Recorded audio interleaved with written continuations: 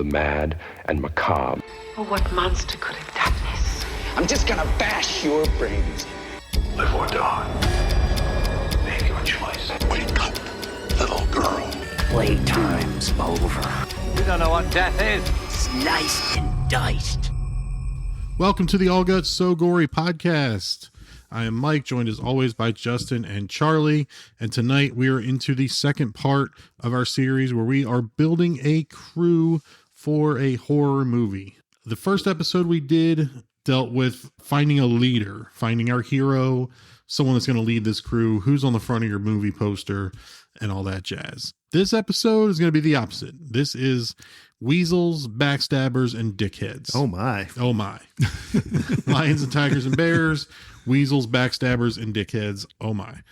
And it is a common archetype in horror movies that one person in the crew fucks shit up for everyone else, or tries to get one over on the leader, or thinks that they're untouchable because of their status in society and it ends up biting them in the ass, or they are the type of person that ends up having ulterior motives and stabs the people on their crew in the back, or turns out, in the end to not be a good person in the crew. So I think we need to come up with some ground rules. We did start with one of our main ground rules for heroes and leaders was that once you put somebody on your crew, you cannot pick another person from that franchise in your crew. So with that, let's go around the table and just say who our leaders were that we picked.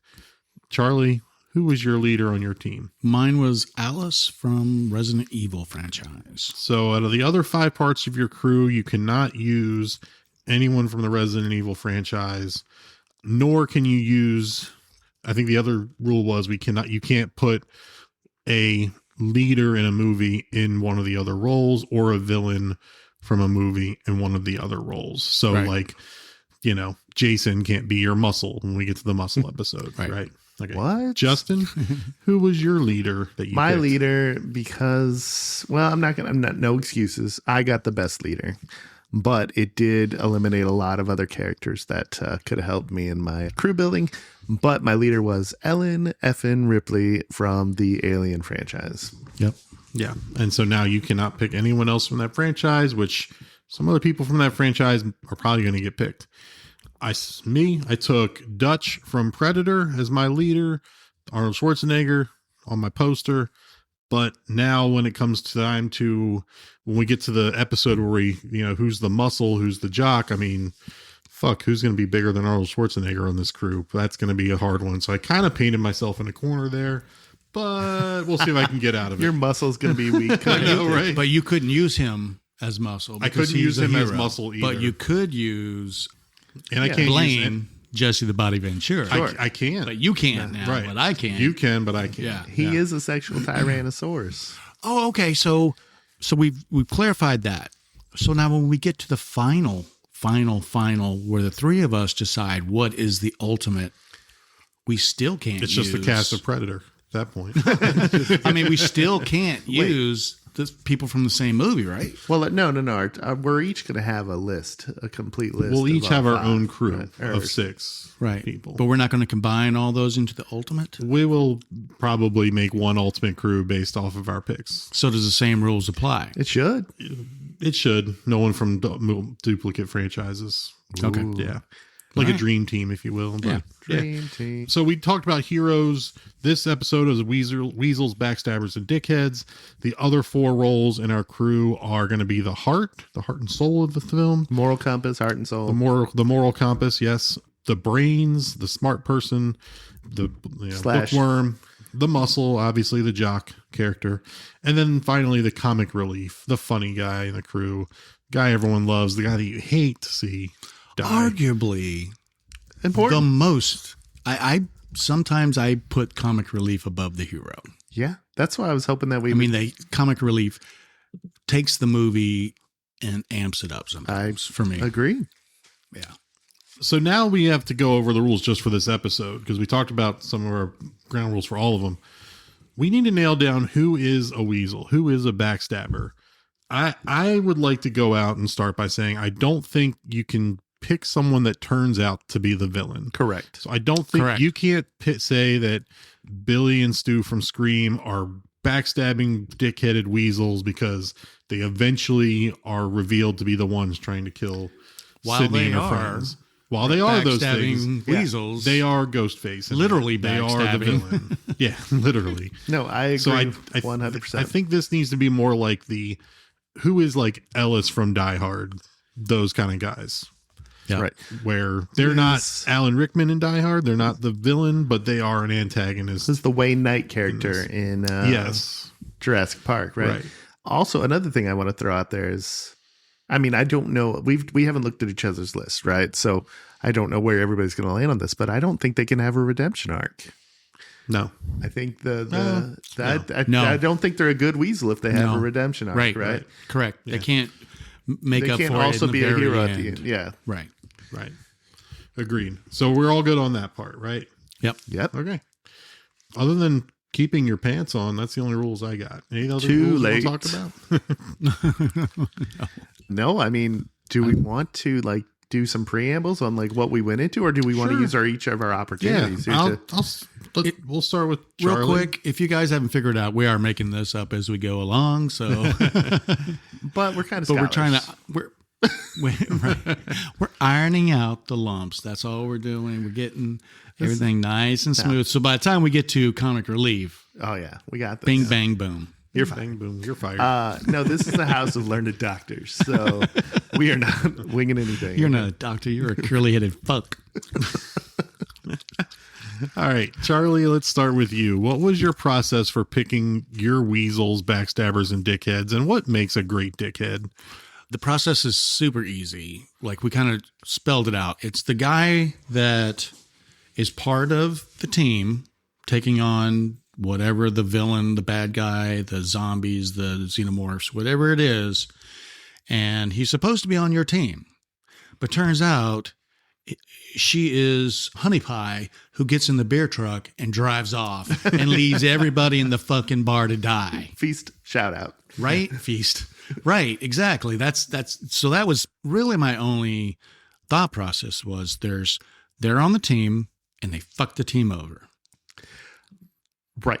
And there's no redemption arc. They don't make up for it in the end. She doesn't come back with the beer truck and I was just fucking around, guys. I've dug a little deeper in this, and not deeper, but differently. So yes, their actions were led by just pure self-preservation or material gain. I also said how unforgivable, if you will, was the act. How close were you? Was this a partner? Were you married to this person? How close, how unforgivable was this? See that. Mm-hmm. How much damage did you cause because of your actions, right? How satisfying was the comeuppance of it? Because a good weasel gets a good death, right? Sure. Yep. And usually the best. How punchable are they? How much did you just want to punch them in the face? Right. But those are all you just factors. Explained the stuff that was they went in my head, but I broke it into categories. Broke it into categories so that a normal human, I'm kind of like Charlie on Always Sunny. If I wrote a play, you're not going to read it. I have to read it to you. Do a Charlie work. Charlie work. Yeah. A couple of the traits I picked for making a good dickhead or backstabber or weasel, one of them is their level of entitlement. Does their status in society make them feel bulletproof, if you will? That makes a good one, yeah. Are they a manipulator? Do they manipulate people to get what they want or to try to, save themselves by making someone else make a decision that would harm them but help themselves? Right. How much tension do they create among the group? There's some harmony among a good group, and then, a dickhead or a backstabber, a weasel may just raise that tension, to an uncomfortable level where you're not having that nice, I don't know what the word is other than harmony, but that good energy, good vibes. You're not a team player. Bad vibes only, I guess. Yeah.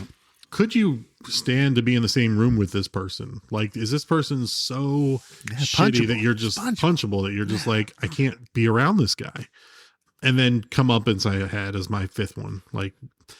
how satisfying was it when they eat it is what I had. Yep. So yeah, I have 1, 2, 3, 4, 5, 6, 7, 8. I have 9 for my list. I think we're going to go around and do a top 5 and then talk about some honorable mentions. And then our number ones, just like we did for leaders, will be the one that we pick to team up with our leader as the second member of our cruise. Yep. Kind of the anti-hero. Yeah. Let's see here. And as we go around, if somebody names one that someone else had, then after that person goes, that person jump in and for talk 3 about seconds. it too. Yeah. And then we're gonna do some tough cuts first. We're gonna maybe mention 1 or 2 tough cuts that we didn't make the top 5, or We're going to do the 5 You and mean then honorable mention? yeah, we'll do the You honorable want to do that mentions first? after. yeah, sure. You How can did we do for the heroes? Yeah, we did it kind of. I think we just did it Did where a someone hybrid. mentioned one. Yeah, we just did both. So Okay. let's do both. I'll throw 2 honorable mentions out there. All right. Okay. The lowest one on my list, I have the mayor from Jaws. Oh, All right. Entitlement, I don't think he's very entitled. No. It's like a 3. Does he manipulate? He doesn't really throw his weight around as the mayor. He kind of asks Brody, like, we need to do this. And like, but he's not like ruling with an iron fist. Does he create tension? Yeah. Nobody wants to get in the water. And he's like, go in the water. It's safe. Like nobody's but going it in. just puts on Even though screen on. somebody's recently been eaten. Can you stand to be around this guy? Not really. It's like a 4. It's 4 out of 5. He's just, you even bring in the scientists and everything, and he's still just like not wanting to listen. And unfortunately, he doesn't suffer any comeuppance. So he's still the mayor. he's still the mayor in Jaws too. Yeah, he is. Never gets So, eaten once. Yeah. So that really lowered his score for me, and that's why he is not higher on my list. Did anyone else have the mayor from Jaws? I had I him did not. As a weasel, a dickhead. coming in at number 10 on my list too. You had 10? Like, what I made, like, yeah, okay. I did. I mean, so the stakes of what he did, collateral damage was high. Like, he scored high on the collateral damage and the stakes of, why he was doing. He was doing it just to keep money flowing into the city. He stood on business. But yeah, as far as like how, but like unforgivable, it wasn't like he wasn't trying to get people killed, right? It wasn't like his, family or something he's trying to like betray or deliberately. So he was down. He made the list, but towards the bottom of it for me. Okay. He was punchable. He was above average in punchability. Yeah. Oh, yeah. Big mushy face like that. It wouldn't even hurt. No. Absorb it. Charlie, did you have an honorable mention you want to talk Yeah, about? I got one. I don't know if you guys have seen this movie. The movie's called Howl. Oh, It's a werewolf Yeah. movie, British Good werewolf one. movie where this commuter train is late at night and they go off through like a not very populated part of Great Britain. It breaks down and there's werewolves. And there's one character on there named Adrian, and he's the classic, snobby, upper crust British white man who thinks he's above the rules and he kind of fucks people over and does everything to benefit himself. yeah. Yeah. That's what Mike was talking about with that like entitlement, where it's like, if anybody's going to survive, I deserve to survive because I'm better because of, Exactly. this, that, and the other. I will throw out a honorable mention, and that will be, drum roll please, Alex Ledemos from Ready or Not. In his defense, he thought he was a good person. But he did go, like, he would rather marry or ask Grace to marry him than, just like break it off knowing that they're never going to be together. So his actions caused this whole thing. This is his wife, his bride. So like, it's the closest, right, of relationship you can have. And at the end of the day, he decided to save himself and the family. Weasel, right? So yeah, that was an honorable mention, but he was number 7 on my list total. Okay. See, is that borderline where he turns out to be the villain? Part of the villain, but like, I don't know, for the most, I think he's really bought into being with the family at the end of towards the end. Well, so that's part of the reason he's more honorable mention in that, like in that, undefined. I don't think he was an active, like, yes, he was unknowingly, like, selfishly keeping her along, but he did not plan to kill her, right? He was like, if we pull that card, I'm not going through with it, right? Mm-hmm. All right. I'll go one more honorable mention and then we'll get into our top 5.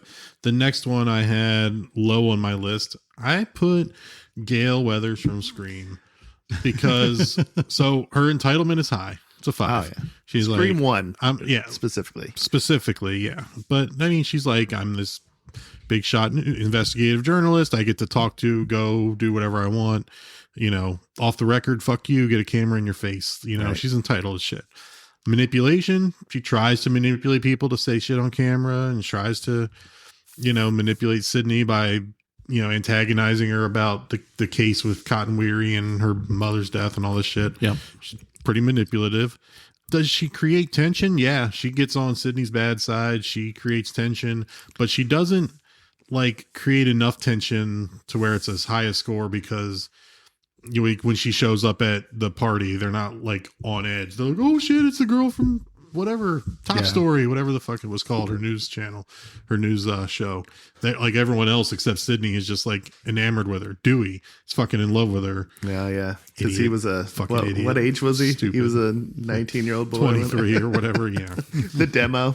Like, could you stand to be around her? Yeah, probably. You know, I wonder why. You wouldn't want to work for her. My but- life. And then again, like no comeuppance. She gets her cameraman She's killed. around for 6-7 movies, no comeuppance. And so, I think she gets people killed. There's collateral I damage, ultimately eliminated her from my list because of she does have a redemption arc. She has a redemption. That's arc. what made her kind of fall off my list. Yeah, Do agreed. you have any Gale on yours or? I did not have Gale, but I do have one from the 2004 Dawn of the Dead, the Ty Burrell character. Yeah. He's great.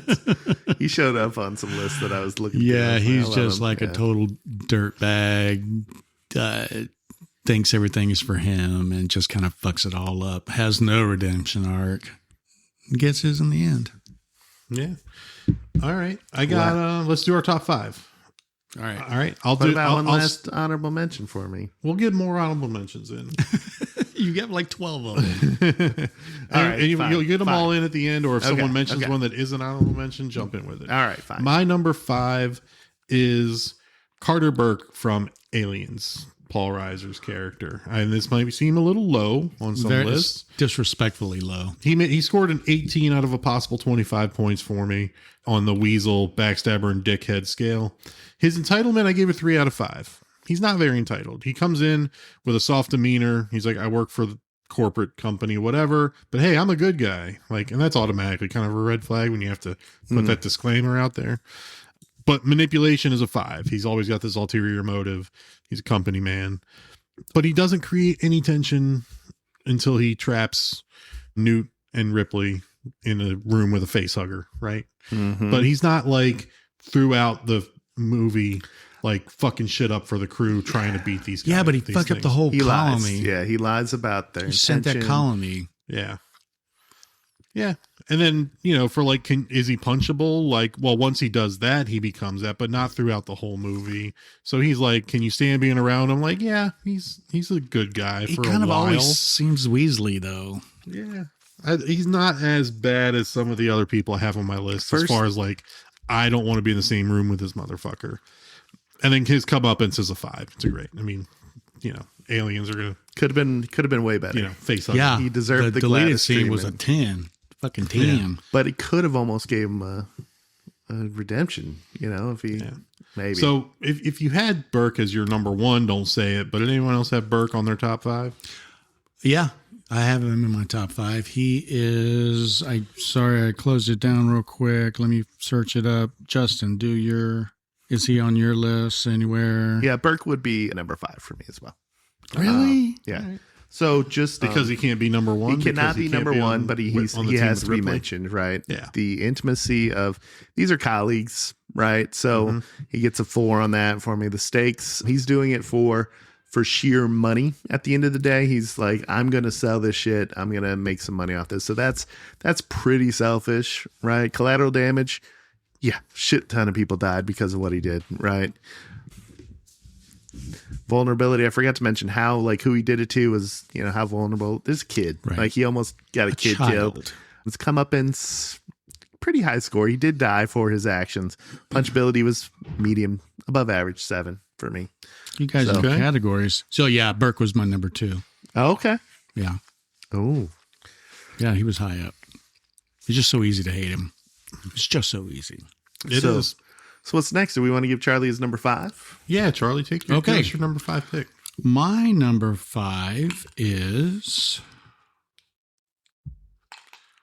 Simon Canton from, he's the ship owner in Deep Rising. The one with Treat Williams. I don't remember. But Okay, that so was he's the guy, glasses, don't know what the actor's name is, but he owns the boat, and it turns out it was, it's like a super spectacular. It sells in the near Asia, so he's got like, the Chinese, Japanese, Korean billionaires, and the ship is like supposed to be the most luxurious. Is this Titanic? What do you call it? No. Yacht?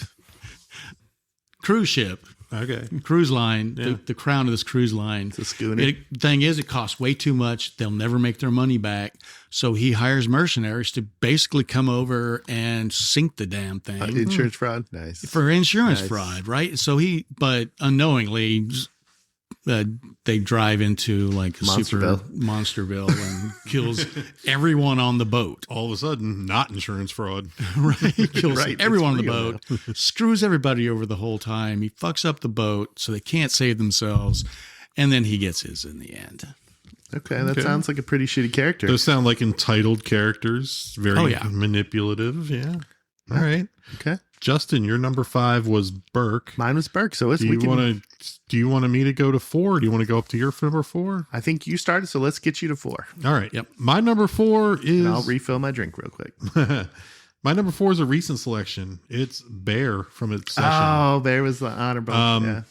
And I don't think this quite falls into like he is the obvious villain of the movie because Depends who you ask. Yeah. well, he is the villain, but he's not like Ghostface. He's not Freddy. He's not Jason. He's, Right. He's a character made a mistake, got in over his head, and just made it worse the whole time. Right. He made everything worse. He had good intentions for himself. So his manipulation, his selfishness is a 5. His entitlement is high. Does he create tension with the people around him? Kinda, like through his actions. I mean, his homegirl he's face bashed in. Well, yeah, but he's also like before he does that, he's just like this loser that goes to trivia night with his friends and just kind of like he drinks pina coladas and gets laughed at and can't talk to girls and just very uncomfortable type of person to be around. His cat dies and he doesn't really exactly get rid of the body right away. Like kind of. So I don't know. I view it as very weird guy for the same. Like he's not necessarily the villain, and he's definitely he is the villain in my book at the end of the day, but he is an unwitting villain, right? Like he's there's no way. There's a gray area. The villain is whatever this the demon or whatever entity that is that creates Spoiler this alert. wish and the one wish willow, the store owner for not locking that Nikki shit up. is not the villain here. Let's put that out there. Right. Like, But I could argue that Ian fit the bill a little bit more with his like secrets and like sabotage and stuff. Like that's where I was like, and if you don't want me to pick Bear, I'll pick someone else. you can pick Bear. Okay. You're not Bear picking him all as your day number long. one, so you don't have to, do what you want, Mike. Yeah. Look, Justin. So I got Bear number 4. All right. Man or Bear? Justin number 4 or Charlie number 4. I'm going to go to my number 4. My number 4 is from another great werewolf movie called Dog Soldiers. Oh. And the weasel is Ryan, Captain Ryan, who Not the villain. who finds out about these werewolves, wants to go after them, and tricks the British military to send in this other unit as bait for the training. werewolves. Yeah, that's pretty rough. And then fucks them over, the sole survivor of his special ops team, and fucks over the other guys by dragging them down. Eventually turns into a werewolf and tries to fucking kill them. But wouldn't that make him part of the big bad at the end? No, I think that is he He's not is your number not a one. villain. He doesn't like being a zombie. Yeah, Turning into a werewolf, like Right. you're Those are the given villains the in the premises that like you don't have a choice. At Tell that it to a point, judge. He's a right? villain. But he's the weasel of the movie the whole time. Right. So Like it's not like Burke is not a xenomorph. Just like in this one, Captain Ryan is not a werewolf. Okay. until the very, very, very, very end. Sure. Right. Yeah. In which he was. So Ryan, pretty effectively bad. Yeah. Good pick. All right. Justin, number 4. Fourth place for me. It's a relatively recent one. It is the character, Nicholas Holt's character in The Menu. Mark in The Menu. He selfishly just wanted to go to that island. He dragged in, I wish I thought of that one. an unwitting, call girl with him, sex worker, whatever you want to call her. Escort. He was, if he falls under the entitlement class, he falls into the comeuppance is great, and the punchability is through the roof on this character. He's a Weasley know-it-all. He's the Weasley know-it-all. So, oh my God. yeah. So that and he knew. He knew. Well, He knew the whole time. Because the chef asked him, and what did I tell you was going to happen when you came? Oh, I forgot about that part. He makes it. We're going to more. die. So you brought her knowing she was going to die. So he is. Because they don't have a table for one. Right. It has to be He at least two people. He needed a second person. Yes. And it was an expendable person. That was a good pick. So that Mark from The Menu is my fourth place person. Okay. Mark from The Menu, number 4. So we're around to my number 3 pick now. Right. All right. Yes. My number 3 pick, it is going to be Trent from Friday the 13th, the remake, the 2009 Friday the 13th. I don't remember that. This guy is the director's the class Weasel in my book. A dickhead. Entitlement levels of 5. He's a rich, wealthy college student, rich parents, doesn't have to work a day in his life. He's a dickhead about how rich he is. He takes his friends up to his parents' lake house, which is probably on Crystal Lake, if I had to guess, but like up there just to like impress them. The old horror movie trope of on the way on this trip, they stop at a seedy gas station and like, they're trying to make small talk, but like Trent comes in and just shuts that down. He's just a dick to everyone he runs into. Later in the movie, he's just mean to everybody the whole time. And then these are supposed to be his friends, but he just brought him up there to like show off his house. And then his girlfriend goes off with the guy from the gas station who's looking for his lost daughter and is like handing out flyers. And then while his girlfriend goes off, he sleeps with another girl in the group, has it videotaped. He's just a class A dickhead. So 5 for entitlement. Doesn't really manipulate anybody. He's just an asshole. So he's like, 2, always creating tension in the group. I mean, 5 out of 5 for creating tension. 5 out of 5, you can't stand to be in the room with him. And then, a pretty solid Jason kill at the end where he gets like yanked out of a pickup truck and dropped on some rebar, Gets skewered. Yeah. So pretty solid kill, but just a grade A asshole dickhead. Not even really a weasel. This is Weasels, Backstabbers, and Dickheads. Yep. He's a fucking dickhead. He's the dickhead. Heavy on the dickhead. A good dickhead. Nice. Trent did bad not make my dickhead. list. Did Trent make your list? No. No. All right. Justin or Charlie, number 3. Number 3. Okay, so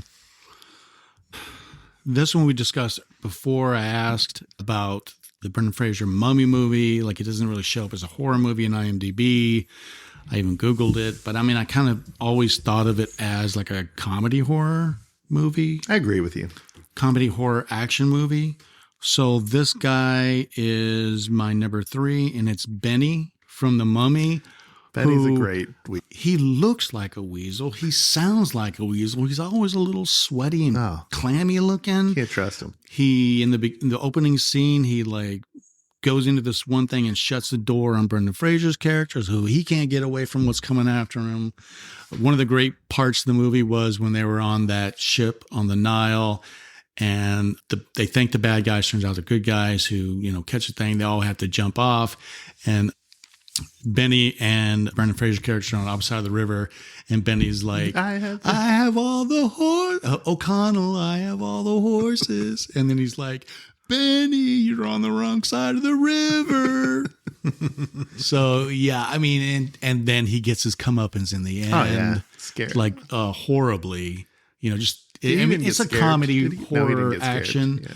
But I mean, when you think about what happened to this guy at the end of the movie, I mean, he found all the gold. Found all the gold. Found it all, had it all. And then it just the lights go out, and then he's gone. Still there today. So yeah, he's my number 3. It was a debate. I was thinking strategy, so that's why I had Burke as number 2, because I wanted another character from Aliens way more than Burke as the Weasel. So Benny is my number 3, and then of course we already talked about Burke being my number 2. All right. We already talked about that. Justin, your number 3. My number 3 actually scored the highest on my categories, but like I said, we can do what we want. We can take what comes out of our calculations and we can shift it, because the movie doesn't live as well in my memory. It's a great movie. It's its 10th year anniversary. It is Train to Busan. There's a character named Yan Suk. He is a rich businessman who will do anything, including throwing a pregnant lady in front of zombies to save himself. So that entitlement we've talked about is super high. The stake, I mean, it was to save his own life, but like how he did it counts, right? Collateral damage. I mean, there were a lot of people that died because he didn't let them into a train cart. Yeah. Yeah. We mentioned the vulnerability of the victims. Yeah. Pregnant ladies, you don't mess with pregnant ladies, right? Comeuppance, falls, breaks his ankle or whatever, and gets attacked by zombies. Good stuff, punchable the whole time too. So Yan Suk, Train to Busan. My number 2. Was it really? Yes. Really? Yeah. You're not even a zombie guy. But I've said on this podcast, I love Train to Busan. I have Train to Busan in one of my other categories, one of my other characters. Okay. So yeah, I mean, you said it all there. I mean, this guy just and add to it. He's corporate shill. I'm entitled. I'm rich. I get and like and especially in Korea, like levels of class entitlement. That shit is like real. It's baked real, into real. the system. Baked into the system. There's a cooking show that I watched on Netflix. I think it's called Culinary Class Wars, and it's Korean. And basically it does explore like the levels of class between like, high level chefs and like people working on the streets and then trying to be like top level chefs. But yeah, that stuff is kind of just like they thrive on that stuff. Kind of, it's part of their character or their, their culture. So. Yep, good choice. He's kind of like my Adrian from How, another train movie with entitled Dickhead. Train movies with dickheads on them. Yeah, it's a common theme. Dicks on a Train with Samuel L. Jackson. So yeah, that was my number 2. I got nothing else on that. So we're round to Charlie for your number 2. My number 2 was Burke. Burke, that's right. Any more you want to talk about Burke? I feel like we no, we got him pretty covered. All right, Burke number 2. Justin number 2 to you. Sorry, my cats are trying to bust in like it's feast in here. My number 2 comes from everybody's favorite long movie from A24, Midsommar. So Christian is very Weasley, right? His actions, he gaslights his girlfriend the whole time, causes him and a bunch of friends to die. He, cheats on her, more gaslighting. Comeuppance is great. The unforgivability of what he does is super high. His girlfriend is very vulnerable, and he's super punchable the whole time. So Christian from Midsommar gets my number 2. Oh yeah, and then there's the backstabbing shit with his friends too, where they're all like choosing the same thesis to write and stuff, which was less betrayal than the gaslighting and stuff, but Getting him killed. Yeah, he's a shithead. Yep. Dickheads, weasels, shitheads, backstabbers. Yeah. All those things. Yeah. All those things. All right. Should we do number 1s or should we do a couple more honorable mentions? Do if you got any honorable mentions you need to throw out there, do it. All right. I don't have any left. I'll throw out my other 2 honorable mentions, or I'll start with 1. And Justin, you can throw out 1. My next honorable mention was, and this might be too low, maybe should have been on my list, I'm not sure, Major West from 28 Days Later. Oh, wow. Yeah. His entitlement is low. He's got a nice facade the whole time. He's when you meet him, he's like, we have showers and clean sheets and very welcoming. And I promised the boys girls. And even like when they make him like one of the guys on his crew makes like shitty food and he just like is polite about spitting it out instead of like ragging on him or whatever. But his ulterior motive is to get women to come to their mansion that he's fortified and make them their slaves so they can rebuild the population. So obviously the worst kind of guy there is. Pretty bad, yeah. But he doesn't like create a whole lot of tension. You could be in the same room with him and be fine if you're one of the boys. His come up and says, get infected with the rage virus and turn into a freaking zombie. Yep. So you should never have a pet zombie. I feel like I feel like his manipulation like is through the roof, and that makes him such a bad guy. But like the rest of him, he's not like that Weasley otherwise. Okay, so you but the other stuff, but it's so Weasley. You want to be like you got to talk about him, right? Okay. Justin, you got one? I do. This is one from a movie that we did a podcast about. It was the one I gave you guys like 7 hours to watch.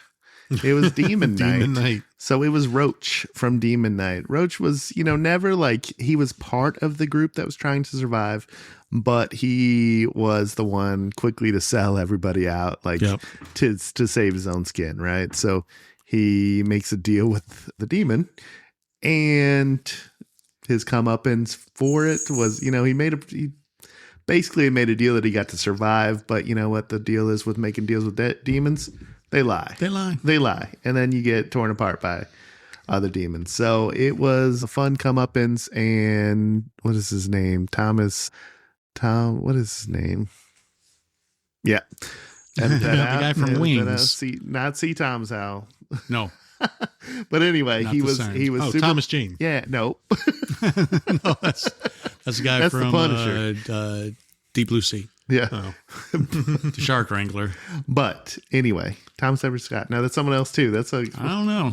Anyway, move on. So he was super punchable, super hateable from the get-go. His conflict, Mike brought up conflict with the other group, with that mailman or whatever. He was always being a shit disturber. So he fits all over the place. Just, I don't think it was a big enough movie for me to count him as an all-time Weasel. Okay. Yeah. Yeah. Great Dick Miller appearance. Yeah. I was like, whoa, great Dick. Not Dick Warlock. Or Dick Beebe. You got any others you want to throw out there? I mean, Ryan Baker from Thanksgiving. It's kind of the shit. Like his actions were kind of motivated by getting the competition, the romantic competition out of the way, framing that competition. Yeah. Pretty low stakes on that one. Greg Stilson from the Dead Zone, the senator that literally uses a baby as a human shield at the end of the movie.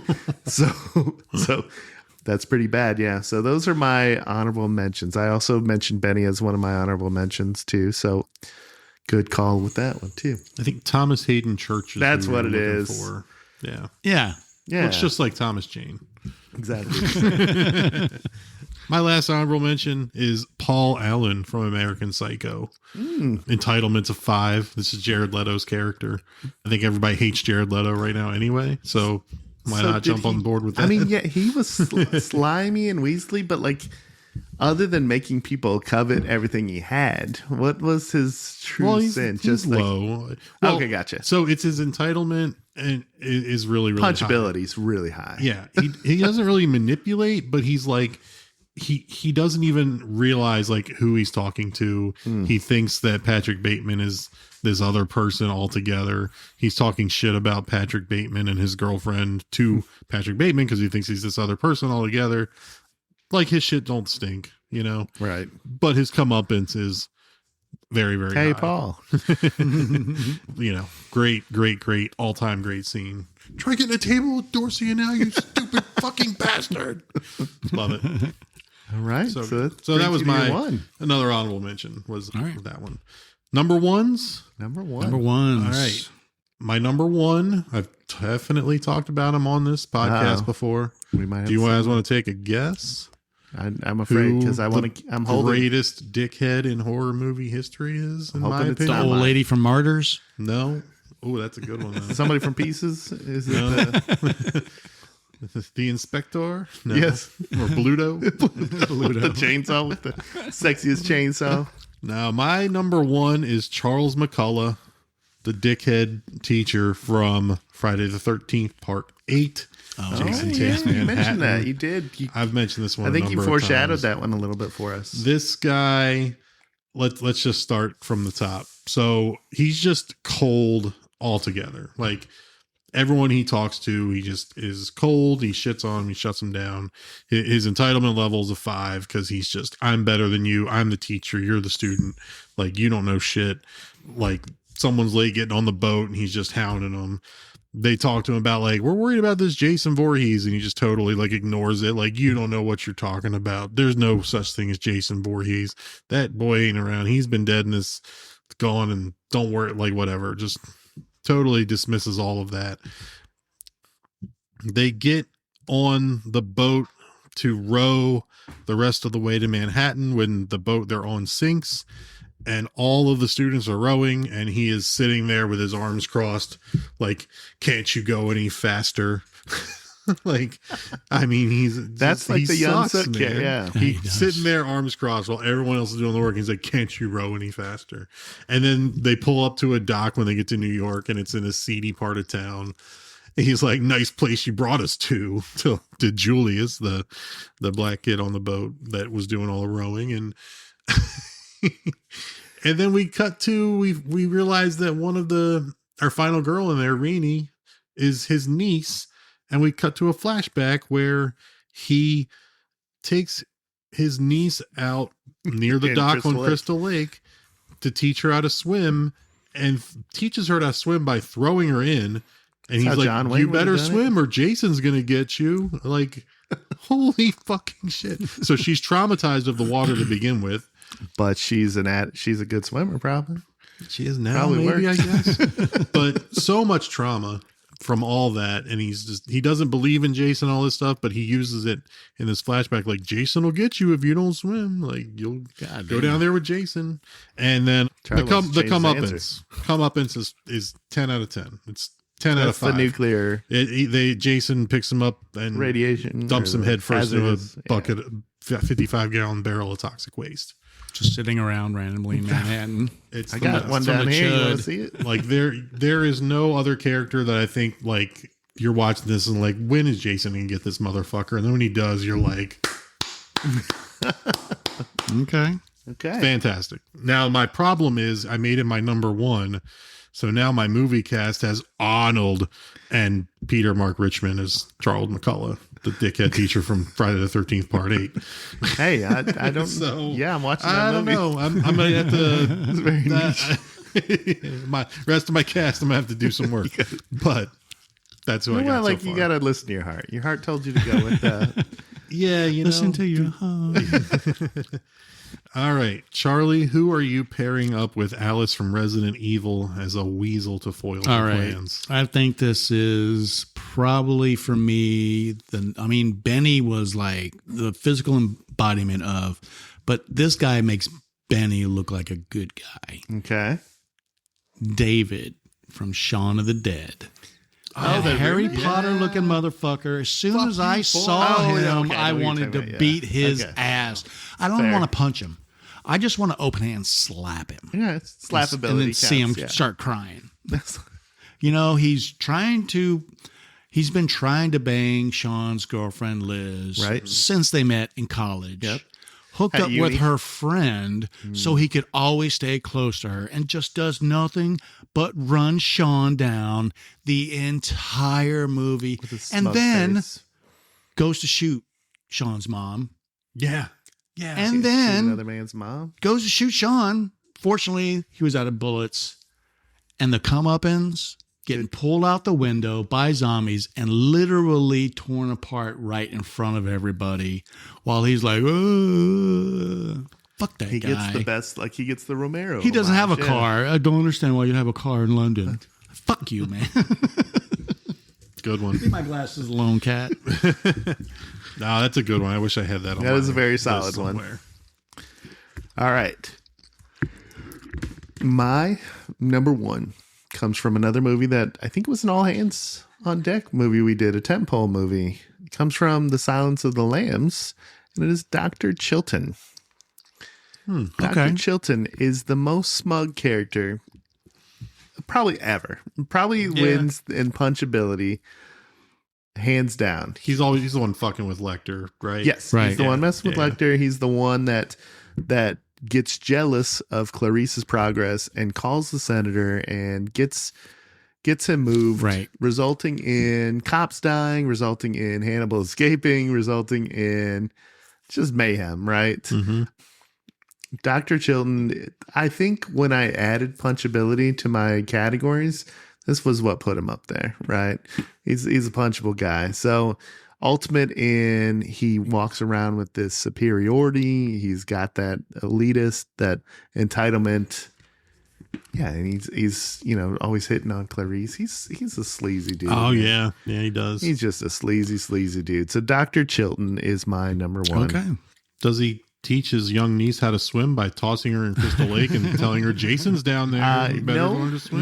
No, he doesn't. Did he try to shoot somebody's mom? Doesn't. He doesn't shoot anybody's mom. Is there Look like- comeuppance? Like this? No, it is off screen. It's off screen because Comeuppance. he Yes. flies in. That's what really end. Having a that's friend right. for dinner. Having a friend for dinner. In all Yeah. honesty, it's one of the That better brings it lines. full circle. It's one of the better lines from the movie, but the comeuppance brought him down to like where he would have been on third on mine. But I hated him so much, I'm putting him on first. Yeah. There you go. That's I think paired with Ripley, like I think you got a good solid. I know. I mean, Because it's versatile. They're both like high minded, like intellectuals. So they kind of fit well Just together. wait till my brain comes. What do you know, Alice? You're a zombie too. David.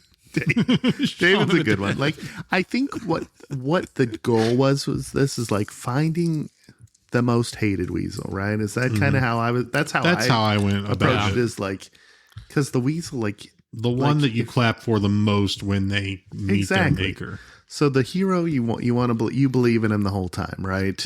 The Weasel, you want the worst thing to happen to them. The comic, that's how I'm attacking this is being like, hey, what is the best version of this archetype, right? So that's how I did. One more time, let's go around and say our number ones for best Weasel, Backstabber, and Dickhead. Mine was Charles McCullough, Friday the 13th, Part 8. Mine was David from Shaun of the Dead.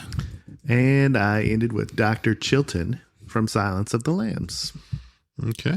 Was there anything else we didn't hit on, or how do you feel about your picks after going Charlie's through them? always hitting on Was us. there anyone that you've heard that you were like, oh man, I wish I would have thought of that? Actually, I do want to talk about some of the ones that I had to rule out for redemption arc, right? So like Juno from The Descent was one was sleeping with the main character's husband the whole time, and two, straight up killed another member of the party. Well, almost killed one, but left her to die. Mm-hmm. So, but she kind of had a redemption arc. She fought side by side with the main character towards the end, and they were both fighting for their life. So that I had to rule her out. Anybody else? Like Herbert West was another one that was like, I was like, he's on the poster. He is on the poster. You're right. Like so he's the main one. He was he's more the of main a guy. protagonist. He fell in the protagonist, even though his actions caused everything, and then he was so tunnel visioned on his science.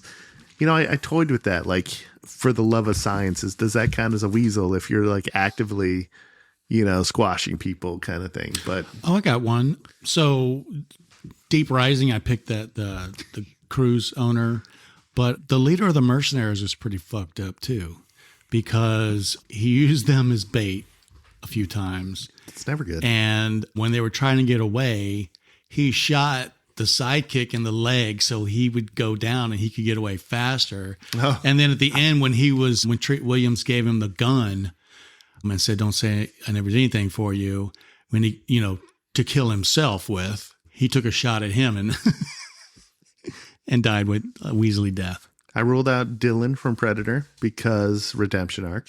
Like a lot of these characters, like they had redemption arcs. So it's like I wanted them on there, but then I ruled them out. Did you guys rule anybody out for any reasons that weren't honorable mentions? Or No, just I think like my first question before doing this was like, okay, like Billy and Stu, do they count? Should they count? And I think we decided no. So after that, I just didn't even think about half the other people that you could point to that are revealed in a whodunit as, oh, they were the murderer the whole time. Like, ruled out all those people. Yeah. But a lot more variety in this one. Oh, I think for leaders, we had a lot that we stepped on each other. Or Charlie and I had the same list except for number one. Well, number one, yeah. And We Justin knew it had was like happening, 2 or 3 of the top 5 that we had. They were just like shifted up, I think.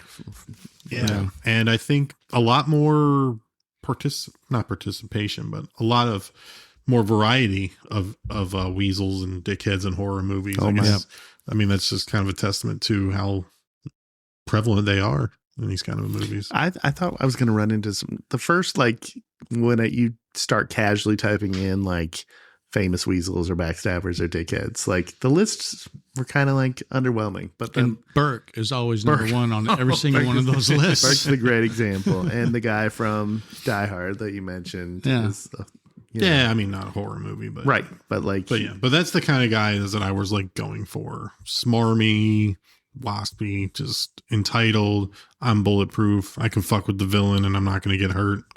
Like, but then they do. Yep. All right, guys. Anything else before we wrap this shit up? No, I'm good. let's wrap this shit up. Wrap this shiz up. Bow real on quick. it. All righty, guys. Well, what's the next part of this we're going to do is going to be The moral compass / heart. It is the moral compass, the heart of the movie, the moral compass. Without being the protagonist. Without being the protagonist, without being the leader of the group, but the person you don't want to see die. Maybe like a Newt. Like Character. you know, maybe She's just not really a moral somebody compass. wholesome, somebody You that's just don't want her to The die. heart of the crew. Yeah, that's true. the heart, yeah. The one you want to die the least. The That's soul, not the, like yeah. the one the glue that kind of keeps it together. Maybe Okay. I don't know. We'll work. That one's going to Work, be kind of difficult. working title. Like Johnny Eagle in Humanoids from the Humanoids from the Johnny Eagle. He's the heart. Pretty Yeah. much. Pretty much. There you go. Okay. I cancel your cannery slattery.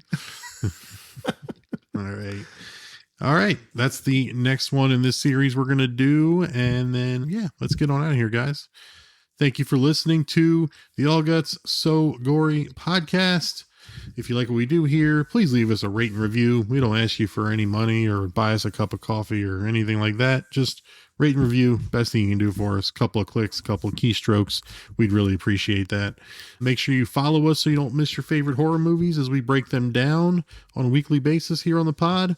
You can drop us some fan mail. There's a link in all of our show notes where you can engage with us. We'll engage with you back. That's about it. For Charlie, for Justin, I'm Mike. Andy, take us home. This is the end, friends.